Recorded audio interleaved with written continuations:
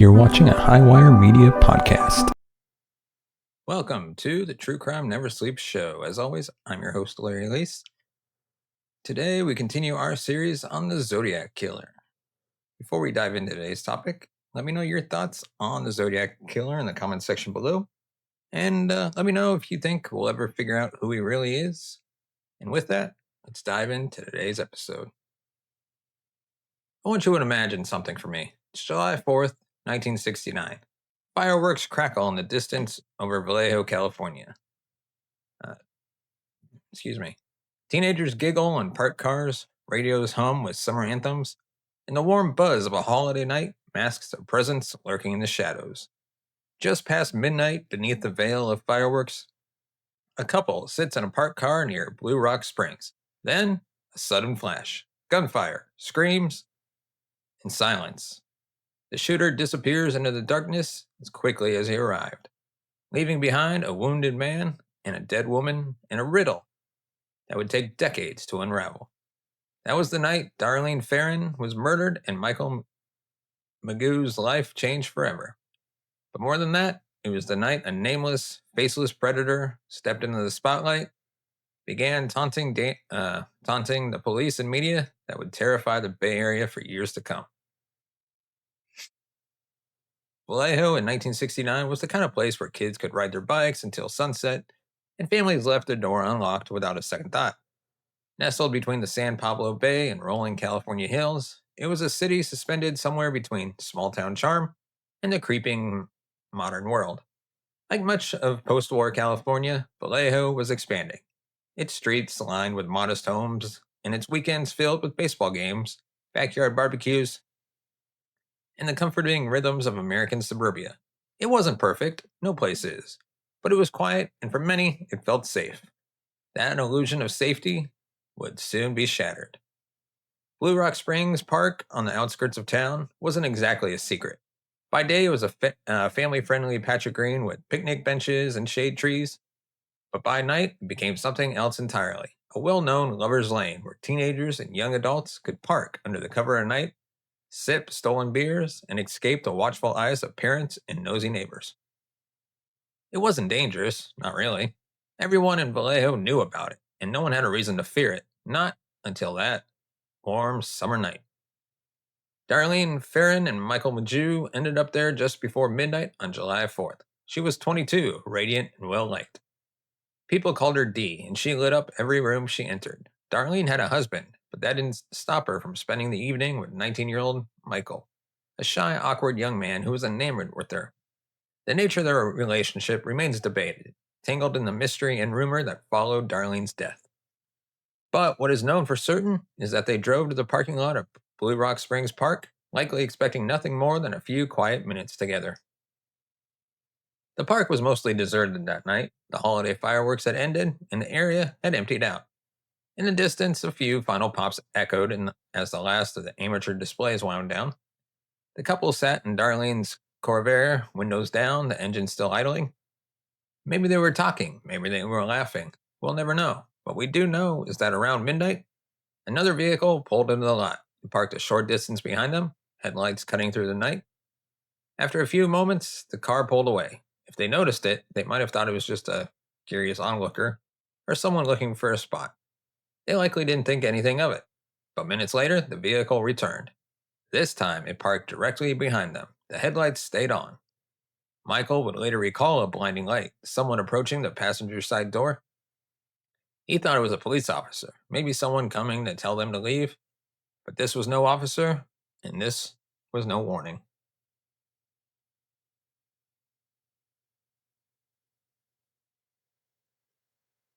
Without a word, the figure lifted a flashlight and aimed it directly into their eyes, blinding them, disorienting them. What happened next was so fast and so violent that it felt unreal, like a bad dream spiraling out of control. The man raised a gun and fired point blank into the car. Bullets shattered the silence, ripping through metal glass and flesh. Michael was hit first, once in the jaw, then in the neck and shoulder. He slumped, screaming, trying to get out of the car. Darlene, in the driver's seat, tried to move, but the shots kept coming. 9 rounds were fired in total, from what investigators later identified as a .22 caliber semi-automatic pistol. After the initial barrage, the shooter turned and began to walk away. But then, disturbingly, he turned back, as if checking his work. He stepped up again and fired more shots, directly into already bleeding bodies. Then, just as quickly, he vanished into the night, leaving behind a pool of blood, a smoking car, and two bodies that straddled the line between life and death. The gunman didn't say a word, not to his victims, not to anyone. His silence made it all the more chilling. The use of a flashlight, so calculated, so specific, suggested forethought. He wanted control. He wanted to catch them off guard, and he did. The close range of the shots, combined with their precision, told investigators that this was not a spontaneous act of rage. This was a cold-blooded execution performed with methodical calm. The car itself, a white 1963 Corvair, was left idling, its headlights off. Inside, the interior was smeared with blood and gunpowder residue. Shell casings from the .22 pistol were scattered across the seats and floor. Darlene Ferrin had been hit multiple times. Despite the severity of her injuries, she clung to life for a short time. She was rushed to Kaiser Foundation Hospital, but by 12:38 a.m., she was pronounced dead. Michael, incredibly, survived. He was gravely wounded, barely conscious, but he lived. He would become the only surviving witness of this particular Zodiac attack, and one of the only people to ever see the killer up close. But even he struggled to describe the shooter. In the chaos, the pain, and the confusion, all he could offer was that it had been a heavyset man, possibly in his late 20s to early 30s, standing around 5'8 to 5'9, wearing dark clothing and with light curly hair. No mask, no distinguishing marks, just a man with a gun and no hesitation. It wasn't until much later that the public and the police would begin to understand the implications of that night. At first, it looked like a cruel but isolated attack. Perhaps a lover's quarrel turned deadly. Perhaps a jealous ex. But there were clues, even that pointed towards something more terrifying. The flashlight, the return of the car to shoot again, the lack of theft, the complete absence of personal motive. Their killer wasn't there for revenge. He wasn't there for money. He came for death. That was his only objective. By the time the first officers arrived at the scene, the park had fallen into an eerie silence. Fireworks had ceased, and the air hung heavy with the scent of gunpowder and hot metal. What greeted them was the thing that even seasoned cops struggled to process. Darlene Ferrin slumped behind the wheel, unresponsive, and Michael, writhing in pain, beside her. Blood pooled in the front seat, shell casings glittered on the floor. The officers immediately called for backup and paramedics, but the disarray of the scene, combined with the chaos of the holiday night, made communication sluggish and the response slow. Michael was in no shape to give a clear statement. He was slipping in and out of consciousness, muttering about a man with a flashlight and a barrage of gunfire. The police worked quickly to preserve the crime scene, but already their minds were leaping ahead to motive, method, and madness. Was this a robbery, a jilted lover, or something more far calculated?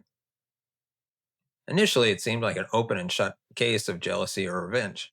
Darlene had been known around Vallejo as friendly and sociable, with a wide circle of acquaintances. Her being out that night with Michael, who wasn't her husband, gave rise to all kinds of speculation. Was someone following her? Had she made someone jealous? Police began to look into her social connections, her past relationships, even rumors that she had been stalked. But as the hours passed and as Michael began to regain lucidity in the hospital, the story took a darker, stranger turn.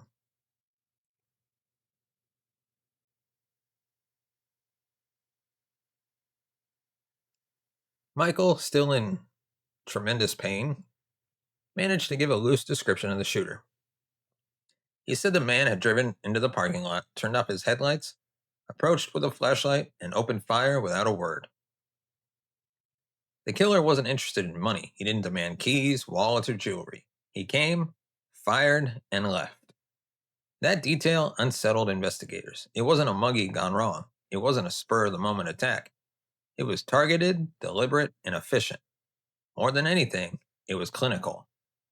Meanwhile, detectives began combing through the physical evidence. They cataloged the shell casings, noted the use of a .22 caliber pistol, and searched for footprints, tire marks, anything that could lead them to a suspect.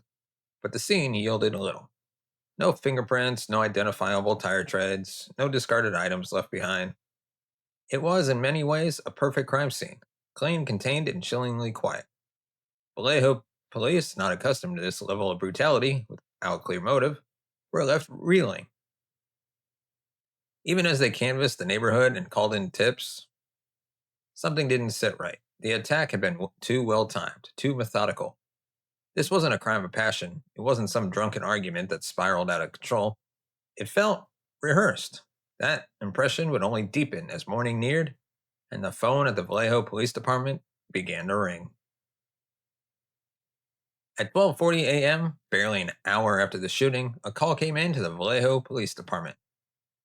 The voice on the line was calm, disturbingly calm. A man stated, "I want to report a double murder. If you will go 1 mile east on Columbus Parkway to the public park, you will find the kids in a brown car. They were shot with a 9mm Luger. I also killed those kids last year. Goodbye." And just like that, the line went dead. No emotion, no urgency, just a flat, detached tone, like someone reading from a grocery list. Police traced the call to a payphone at a gas station at the corner of Springs Road, only a few blocks from the station. The caller hadn't just delivered information, he had practically thrown it into their faces. He was watching. He wanted them to know that. The phone booth was still warm when investigators arrived. Fingerprints were taken, but none matched anyone in the system. No witnesses had seen a man using the phone. No one remembered a thing. It was as if he had materialized just to make the call and vanished into the darkness. What puzzled police even more was the content of the message. The caller had claimed responsibility not only for the Blue Rock Springs shooting, but also for a previous double homicide. That statement turned heads. Investigators remembered the Lake Herman Road murders from December 1968. Another couple shot while parked in a remote area outside of Vallejo. Until that moment, no one had officially linked the cases, but this anonymous voice had. And with that link, the case broke open into something far more terrifying. He had referred to a 9mm Luger, though that wasn't the weapon used at Blue Rock Springs. This time it had been a .22 caliber pistol. Was he lying, or was he simply mistaken about the details? Some investigators speculated that it was a deliberate error, a trap laid to see if police would catch it.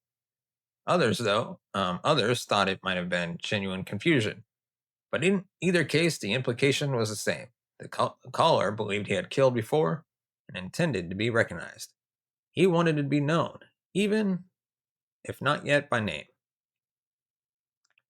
That phone call marked the beginning of what would become the Zodiac's most terrifying tactic: controlling the narrative.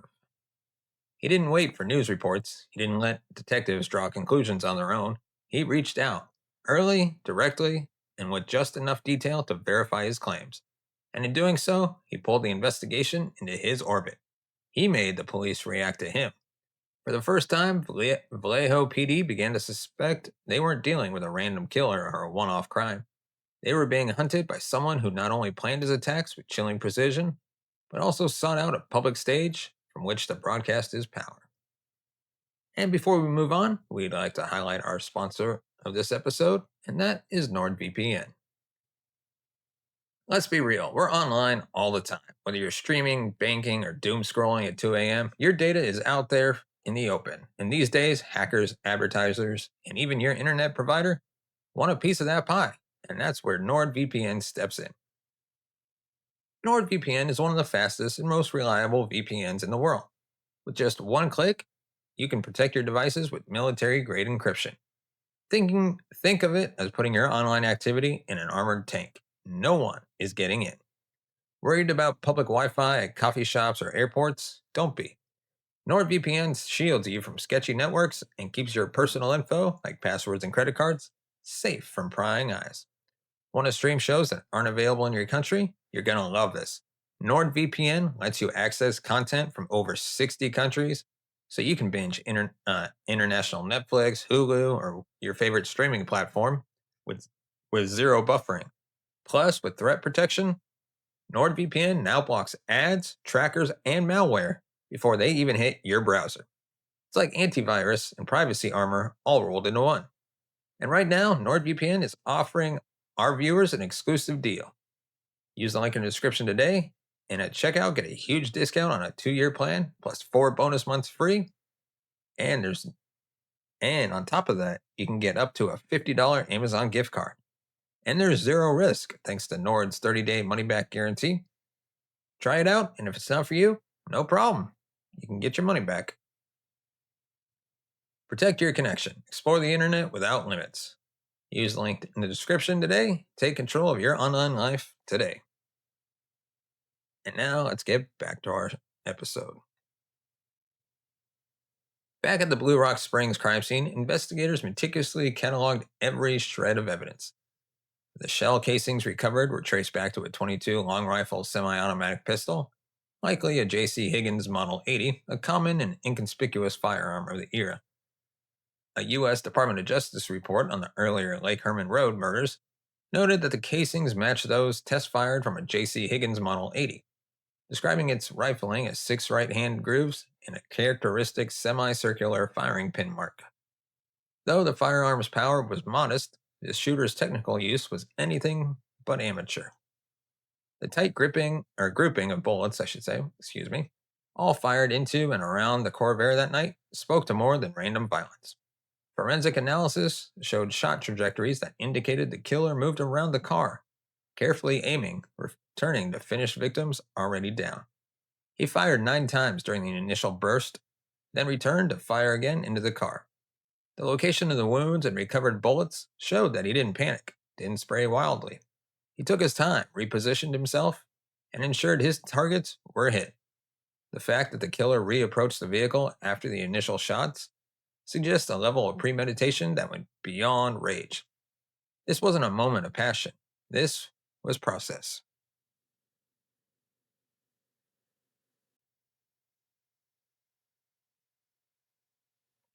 There were no signs of a struggle, no indication that the victims tried to flee or defend themselves. That alone indicated they were taken completely by surprise. Combined with the attacker's silence and the blinding flashlight, it became clear that he had planned for maximum disorientation and minimum risk. The shooter's approach, using the flashlight to gain the upper hand before striking, was both tactically efficient and terrifying theatrical. It wasn't just about killing, it was about controlling the scene, dominating it, setting the tone for what would come next. The type of ammunition used was also consistent with earlier attacks. 8 of the 9 bullets were identified as Winchester Western Super X copper-coated rounds, a detail not widely known at the time that later linked multiple Zodiac crime scenes. This consistency suggested a single source, possibly a preferred brand, or even a bulk purchase. It also suggested the killer paid attention to his tools. He wasn't just someone with access to a gun, he was someone who thought about what that gun would say to the world. Investigators began to consider the broader implications.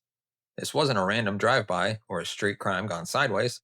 This was something calculated, deliberate. The killer had chosen a location, possibly even trailed the victims, and struck with terrifying precision. And if the weapon and ammunition matched the December 68 Lake Herman Road murders, then Vallejo wasn't just dealing with a murder. They were staring into the early face of a serial killer. And this coming up segment, we've actually covered in the last episode. So if you want to deeper dive into this section on the Zodiac's messages, check out our previous episode. But with that, let's continue. A month later, just when public anxiety had started to ease, the killer resurfaced. This time with words. On August 1st, 1969, 3 nearly identical letters arrived at the Vallejo Times-Herald, the San Francisco Examiner, and the San Francisco Chronicle. Each contained a handwritten confession of the Blue Rock Springs and Lake Herman Road murders. But it wasn't just the confession that sent chills down spines, it was the inclusion of a 408-symbol cipher. "I like killing people," one portion would later read, "because it is so much fun." The letters demanded that the ciphers be printed on the front page of each paper, or else more people would die. The tone was smug, confident, theatrical. The killer had a name now, or at least he would soon. At first, some still clung to the hope that the letters were the work of a deranged prankster or a local crank looking for attention.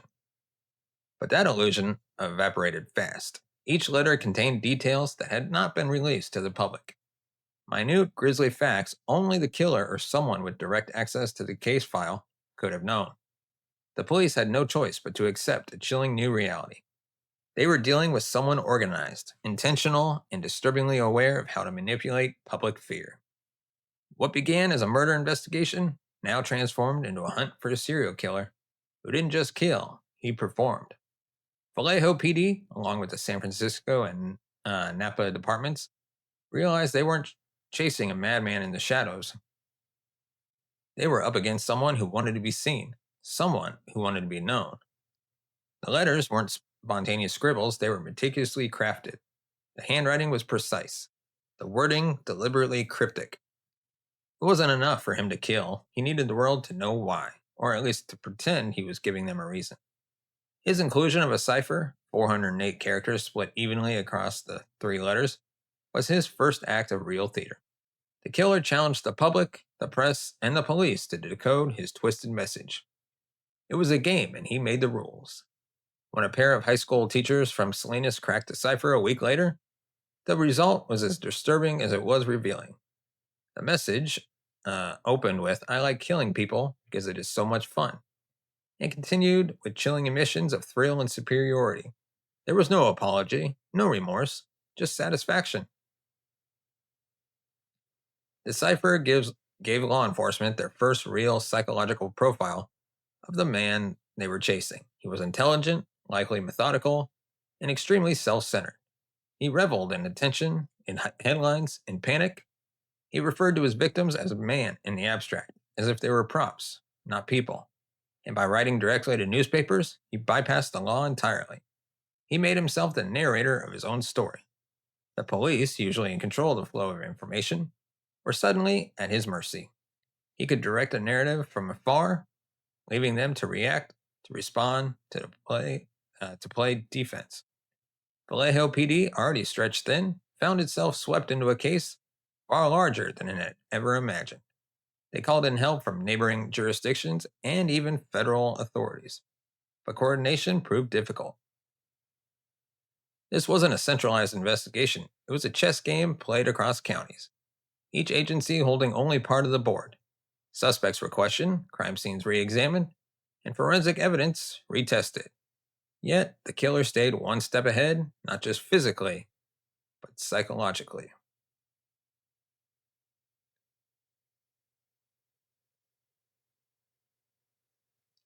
This wasn't someone acting out in a moment of passion or desperation.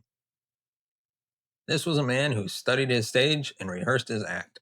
Every move. Flashlight in the eyes, the selection of isolated lovers' lanes, the calculated timing of his letters, pointed to a person who had made murder his ritual.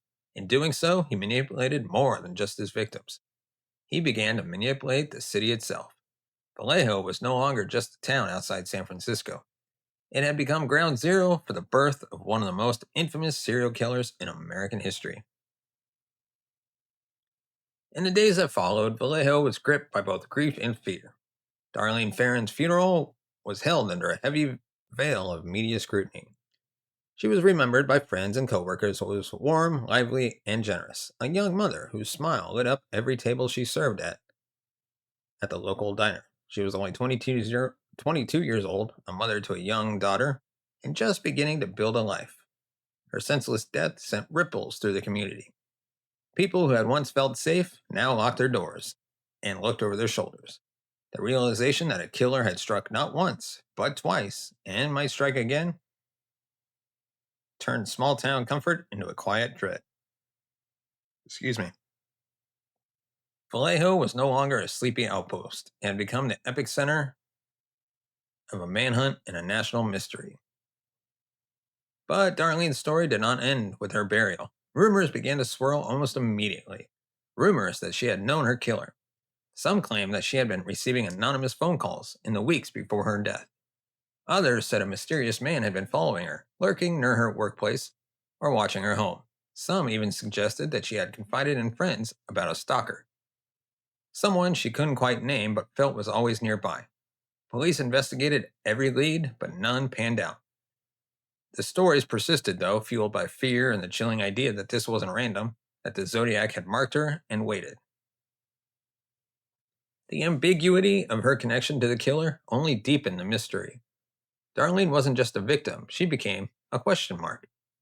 Theories sprouted like weeds. Was she targeted for personal reasons? Was she just in the wrong place at the wrong time? Or was there something more to her past than anyone knew? Some true crime authors and amateur sleuths would later point to inconsistencies in police reports and witness statements as potential evidence of a deeper link between Darlene and the Zodiac. Yet, nothing concrete has ever emerged. The only thing known for sure is that she died violently, tragically, and too young. Meanwhile, Michael struggled to recover, not just physically, but mentally. He'd been shot multiple times, including in the face and neck. That he survived at all was a miracle, but survival came at a cost. He lived with constant pain, scars, and a lifetime of trauma. He became the only person to survive a Zodiac attack, and with that survival came intention and unbearable pressure. His account of the shooting was taken seriously, but over time, the details of his memory shifted. He described the killer as a stocky white male, approximately 5'8", with light brown curly hair. Yet, each time he retold the story, small differences emerged. Hardly surprising given the terror he endured. But to some investigators and skeptics, those discrepancies cast doubt. Still, his statement remained one of the only eyewitness glimpses into the Zodiac killer. It was his memory that shaped the first composite sketches. It was his voice that echoed in police recordings. And it was his trauma that humanized the Zodiac's violence, turning statistics into something visceral and real. In later years, Michael would largely vanish from public life, avoiding interviews and struggling with PTSD. His pain didn't end when the bullet stopped. It lived on, in every shadow and every silence. Together, Darlene and Michael represented both the tragic finality and the haunted aftermath of a Zodiac encounter. One killed, one spared, but neither truly escaped. The Zodiac wasn't satisfied with murder alone. His crimes weren't just about killing. They were about message. Within weeks of the cipher letters, he sent another, this time to the San Francisco Examiner, dated August 4th, 1969. And we'll dive deeper into those letters in the next episode. By the fall of 1969, multiple jurisdictions were engulfed in Zodiac chaos. Vallejo, Napa, San Francisco. Each department had pieces of the puzzle, but none could see the whole picture. Communication between agencies was slow and often fragmented. Vallejo detectives struggled with mounting pressure while driving with limited resources. In San Francisco, where the Zodiac would later kill cab driver Paul Stein, the city's sophisticated homicide unit took over a case unlike anything they'd seen.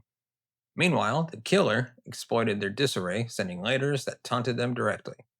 He critiqued their investigative skills, mocked their theories, and even included clues, real or fake, about future targets. Officers, analysts, and profilers tried to decode his messages, track handwriting, and cross-reference every firearm lead. But he stayed elusive. For the first time in modern American law enforcement, it felt like the killer was in control, not the cops. So here we are, back where it all began, July 4th, 1969.